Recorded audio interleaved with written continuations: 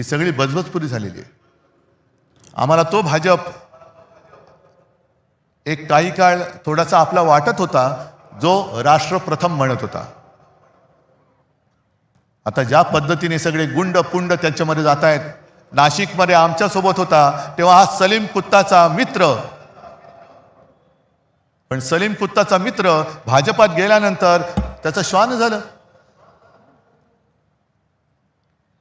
तिकडे प्रफुल्ल पटेलला त्यांनी घेतलं, इक्बाल मिर्चीचा साथीदार। नवाब मलिक आमच्या सोबत होते तर दाऊदचा साथीदार। आणि अजित पवारांबद्दल माझं स्पष्ट म्हणणं आहे देवेंद्र फडणवीसांना की 70,000 कोटीचे घोटाळ्याचे आरोप तुम्ही आणि मोदीजींनी त्यांच्यावरती केले। ढीगभर पुरावे तुम्ही नेऊन दिले। आता जर का केस चालू आहे असं तुम्ही म्हणताय तर पुरावे तुम्ही दिलेत, ते आता पुरावे की जाळावे कोर्टाने एवढं सांगा। आणि त्या पुराव्यामध्ये दम असेल, कारण तुम्हाला माहिती आहे तुम्ही पुरावे दिलेत, तर अजित पवारांना लाथ मारून हाकलून द्या।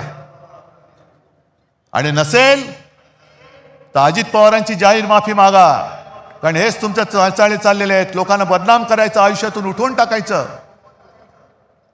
पक्षामध्ये घ्यायचं। म्हणजे भाजपची एवढी हालत वाईट झालेली आहे, निष्ठावंतांना आता काही किंमत राहिलेली नाहीये।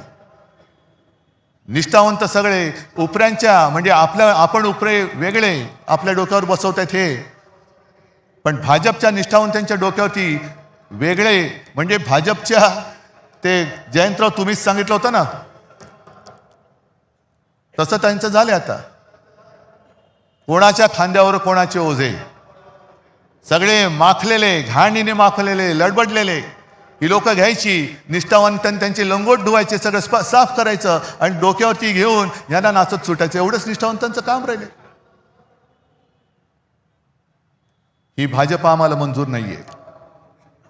आता भाजपामध्ये राष्ट्र प्रथम नव्हे तर भ्रष्टाचार प्रथम म्हणणारी भाजपा झालेली आहे। गुंडागर्दी करणारी, बलात्कारी प्रथम म्हणणारी भाजपा झालेली आहे।